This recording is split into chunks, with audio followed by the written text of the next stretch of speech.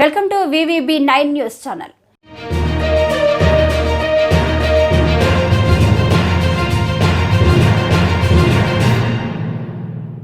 ఎన్టీఆర్ జిల్లా విజయవాడ దేవినేని అవినాష్ ఇంటి వద్ద పోలీసులు భారీ బందోబస్తు.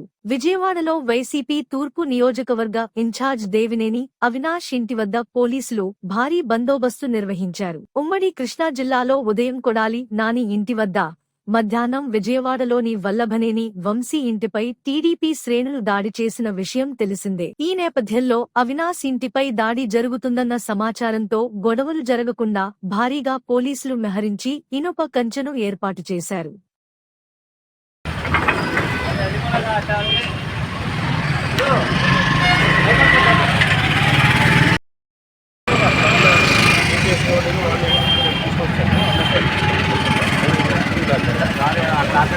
అక్కడ ఎత్తితే ఖచ్చితంగా